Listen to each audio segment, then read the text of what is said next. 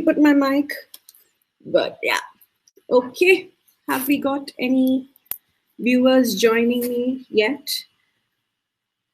Anyways, I'm going to Pablo. Hi, how are you from Los Angeles? And hi, Peter from Seattle. Good to see you guys here. Okay, I'm going to quickly do an introduction of what I'm going to be talking about today. And I'm also going to be telling you a little about HAPS News. I'm using this platform, an exciting new platform that makes it super easy for me to simultaneously broadcast to all my social media channels and see all of your comments. So if you're enjoying my broadcast, I encourage you to download the HAPS app today and subscribe for more content. You will also get 100 free coins for joining, which you can use to support my work. So I hope that you guys, whoever has tuned in, will download the app and subscribe to my profile, as well as subscribe to a lot of other amazing journalists and amazing content creators from around the world. Moving on, I'm going to be today talking a little about the road to COVID-19 vaccine in India. We've got Nikhil saying hi. Hi, Nikhil. And Peter gives me a high-fi award. Thank you. That made me, it's always really cool to get a high-fi award or any sort of award on apps. But yeah. So I'm going to be talking about what's happening with vaccination in India right now. I'm going to give you a brief background about where we are standing in terms of the number of COVID cases. So there have been at least over 953,000 confirmed cases of coronavirus in India, according to the Ministry of Health and Welfare. As of Thursday morning, 138,000 people have died.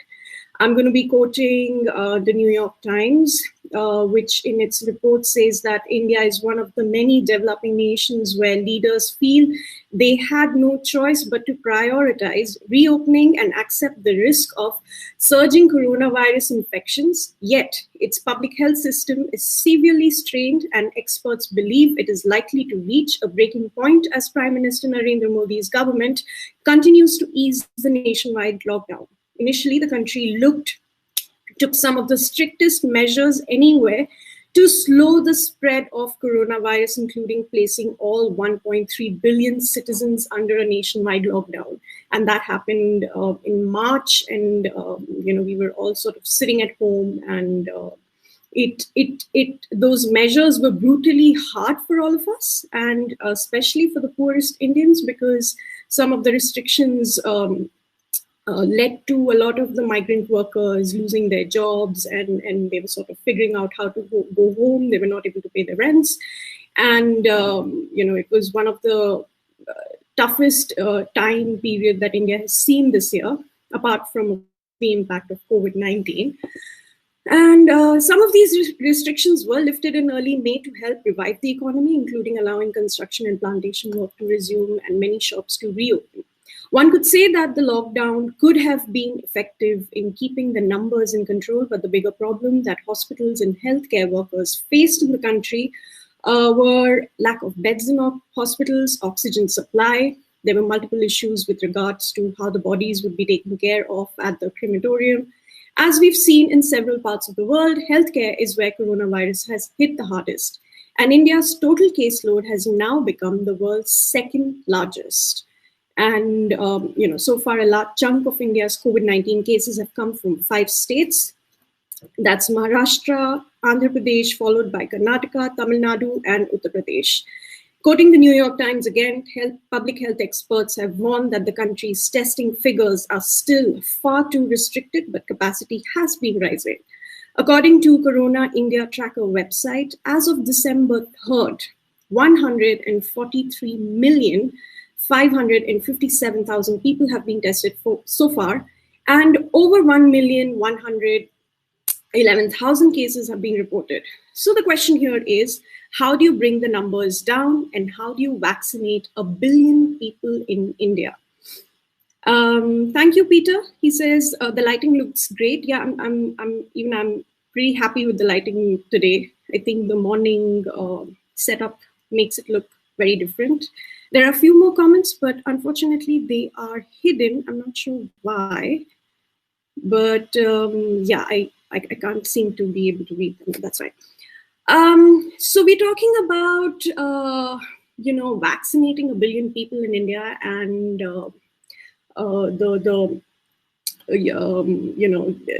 the preparation sort of began, I think, in August in India, and for few other countries, they started working on their vaccine trials from about March.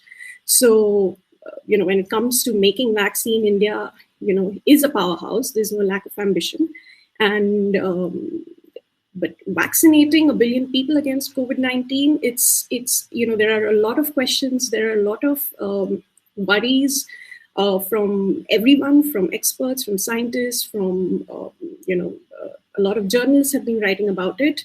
According to BBC, they are saying, I'm quoting BBC here, India plans to receive and utilize some 500 million doses of vaccine against the disease and immunize up to 250 million people by July next year.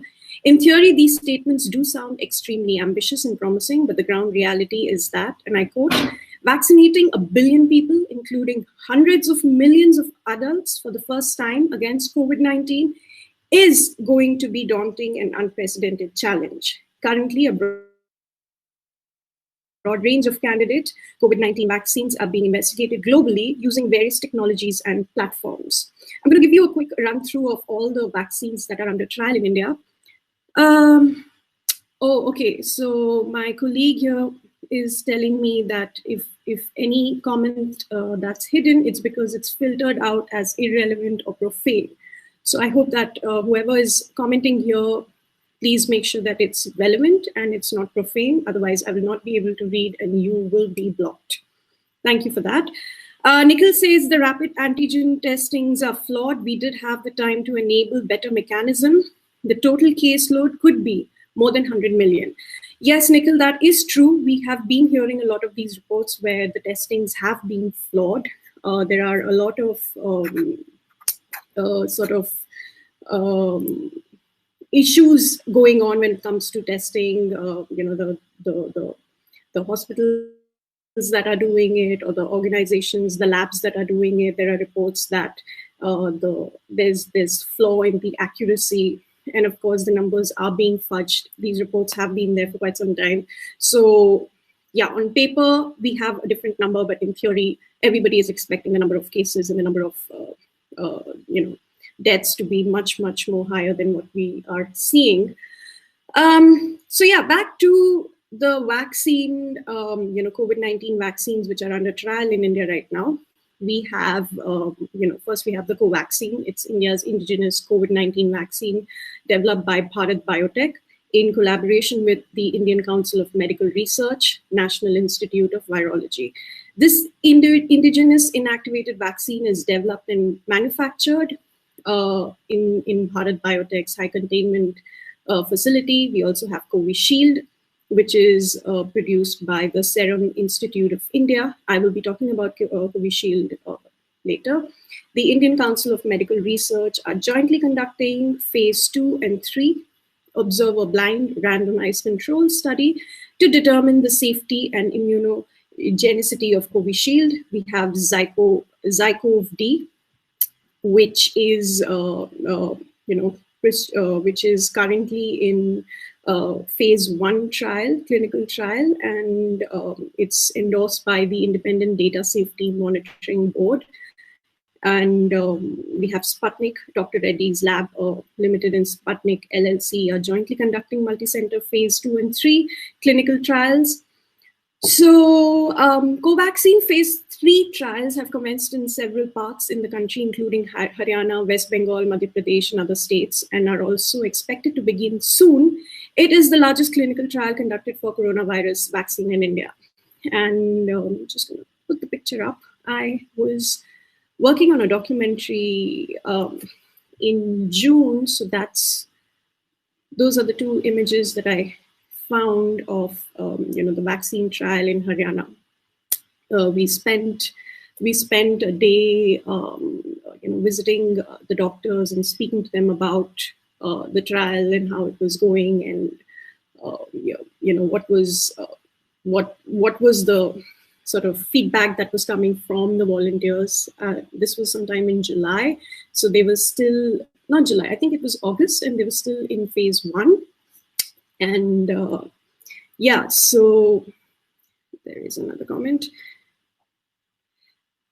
Does your COVID vaccine need to be stored at extremely low temperatures? Not all of the vaccines that are being produced in India need to be stored in extremely low temperature, but that is a very good question, because that is something that is being flagged across the country and raised. And I will be talking about the storage of vaccines, yeah, so that's one of the largest clinical trials taking place. Of course, I can't put up more pictures because I can't show the faces of the volunteers. But so according to World Health Organization, the average time to develop and make vaccine publicly available until now has been 16 years. In fact, the vaccine that comes remotely close in matching the COVID-19 pace is the mumps vaccine, which took close to 4 years to get all necessary permissions and licensing. So far, only smallpox has been declared officially eradicated by vaccination.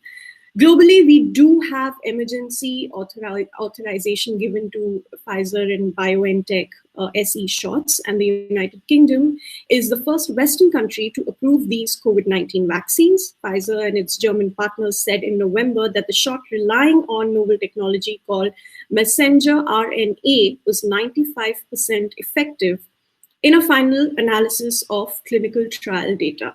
The vaccine will be available in Britain from next week, according to a government statement. The UK regulator, the Medicines and Healthcare Products Regulatory Agency, said on Wednesday that the vaccines met its strict standard of safety, quality, and effectiveness. We have Daniel asking me, what about 1 injection versus 2 injections? That really depends on the vaccine and the manufacturers. But from what I have read, I think most of the vaccines that are coming up do have 2 injections. So it would really depend on what country you're coming from and which one of the 2 sort of content has been approved by the government.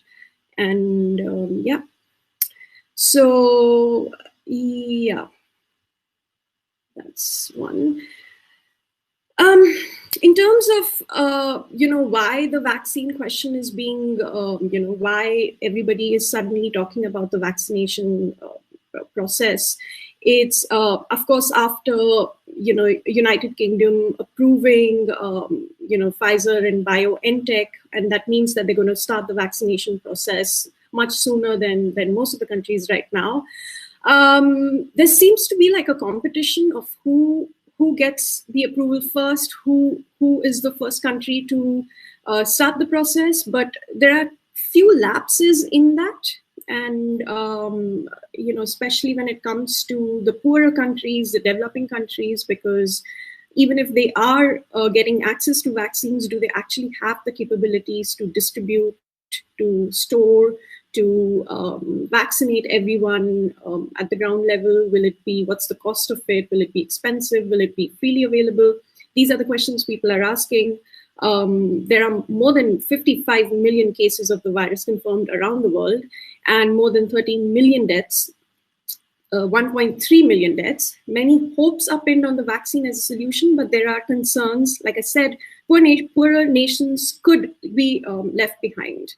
A report published in this Indian newspaper called The Hindu, it says that with Pfizer and BioNTech's mRNA vaccine having been approved in the United Kingdom and being ready for about 80,000 of the country's most vulnerable people, India's own vaccine could be available almost immediately for public use after phase 3 trials were completed and drug regulator was convinced of the vaccine's potential efficacy. This is where the debate for the past 2-3 weeks has began, because of course, before UK approved it, the question here in India, sorry, I just got disconnected over there. Is that back? Yeah. When it comes to the vaccination, how is India planning to buy from outside? Is India going to depend on the vaccines internally? We also have to remember, like I mentioned earlier, that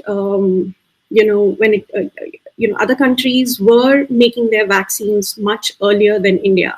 India started only by about August. July end to August is when all the trials had began. And like I said, trials take up to 4 years. And right now, India wants to rush its vaccine trials and give the internal internal labs the permission to go ahead and use, if in case they do find that there haven't been any reported cases and anything going wrong in the early stages of testing. But India has struggled to contain the world's second largest COVID outbreak.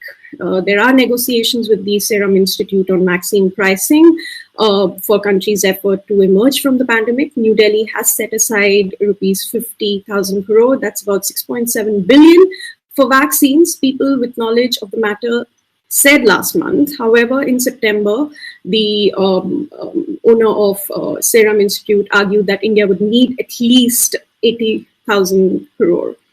And so the question is India planning to invest that sort of money? Is India planning to put aside that sort of money to buy vaccines from outside, or is it going to depend on the vaccines that it's creating internally? And if it is going to depend on using the vaccines internally, I'll get to more about why it's slightly in a sort of questionable stage. The health secretary, recently made a very controversial statement and said India has never spoken about vaccinating the entire country. So that also is a big question: who gets to be vaccinated once the vaccines are available? The government has demarcated a priority list, which included about 1 crore healthcare professionals, police and armed forces personnel, people aged above 50 years in age, and those below 50 with comorbidities. The chief of Indian Council of Medical Research, the country's nodal organization for the battle against COVID-19, agreed if we are able to vaccinate critical mass of people and break the virus transmission, then we may not need to vaccinate the entire population. But the other factor that needs to be taken into consideration right now is that vaccines can't and should not be fast-tracked in India, unlike other countries where they started the process of making these vaccines as early as March 2020. India started much later, without testing the long-term effects, which is essential for RNA vaccines, which most of the vaccines that are being used in India are this. Following the rules of reporting side effects have also been changed, which means that they're not related to the vaccine. This is where it starts getting questionable. What is the rush? Why are we competing? Because there is a procedure, there are steps, there is time for each of the trial stages. But they want to sort of either, Reuters has reported that ICMR scientists said vaccines could be launched in February or March, except the labs are stating that these vaccines could only be available in March and April end. So it's worrisome that there are these mixed signals being sent about who gets the vaccine, when it's going to be launched, how many people are going to get access to it. And the Indian officials are relying on Covaxin and 4 other locally tested candidates to control COVID-19. But again, it's too early to expect access to sufficient quantities of those, that are developed by Pfizer and Moderna. And the question here is that, are you going to depend on your, the locally tested vaccines, or you're going to wait until you get access to Pfizer and Moderna, which are being used across the world at the moment? We did have, last week, a volunteer had sued the Serum Institute of India over adverse reaction to Covishield, the candidate vaccine being tested by the Pune-based Serum Institute of India. And the person had alleged that the vaccine triggered an adverse reaction, which includes neurological impairment and an inability to get back to life before being inoculated. So this report came, I think, about 3 to 4 days ago. And this was alarming because what is the government doing when it comes to dealing with reactions, when it comes to dealing with the vaccine trial having an adverse effect? And despite this, there seems to be a rush to use the vaccines and sort of compete in the market. The competition is where everybody is questioning the intention, because, like I said, the vaccine needs to go through a procedure and a trial period and a stage period. And currently, India is amongst the top countries that have secured the highest doses of vaccine as of November 30th. According to the calculation of Duke University's Global Health Innovation Center, India has secured 1.6 billion doses of the coronavirus vaccine, followed by EU with 1.58 billion doses.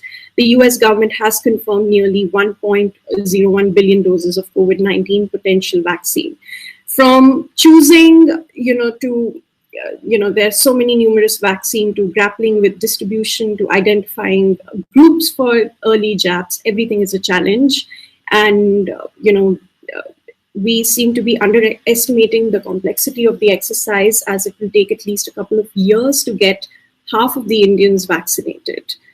There's a comment from Nikhil. He says the biggest threat which still persists in the mutation capability of the virus. The Indian virus was of weaker strain in early phase of transmission, which later got mutated to stronger ones. So research needs to continue till the virus is completely neutralized. Yes, Nikhil, that is true. In India, the impact was seen slightly different from what we saw happening elsewhere in other parts of the world, especially in Italy, in America, in Brazil. But research will continue, vaccine trials will continue, and I think life around the world and even in India is not going to be the same for the next 2 years. So I think while all of this is going on, we have to be aware that we are living through a pandemic, and that is not going to go away with or without the research. It's going to go away till we have these vaccinations, sort of followed in the right manner, and also we have to maintain the social distancing, and we need to accept that this is a pandemic, and this is how life is going to be. So in terms of the supply chain and logistics, I think somebody had asked this question earlier about cold chain. India is struggling with that because, India has some about 27,000 cold chain stores from where stock vaccines can reach more than 8 million locations, but that won't be enough. India will also need enough auto-disabled syringes that will prevent reuse, possible reinfection. The country's biggest syringe maker says it will be making 1 billion of those syringes by next year to meet rising demands. This is according to a report by BBC.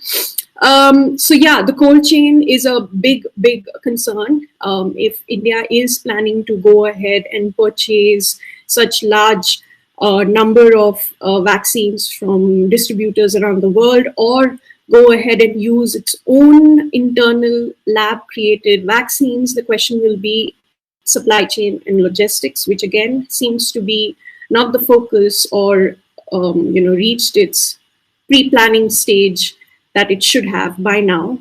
Who's going to get the early jabs? That's another question. Vaccine supplies will be tight next year, and deciding who will get the jabs first is going to be tricky, even though as of now, there are two statements that have been made. One is not all Indians will be getting, the vaccine, according to a BJP health minister. And the second was they're going to be focusing, the priority would be on medical staff, police, and people who are high risk. But even in that, who gets the early jabs is the question. Then the next question, the tricky one, is tracking millions of doses, stitching up manufacturing contracts with vaccine makers. with a reasonably good portfolio of vaccines should help India give sufficient doses to people relatively quickly. But success at routine immunization does not guarantee success with COVID-19 vaccines.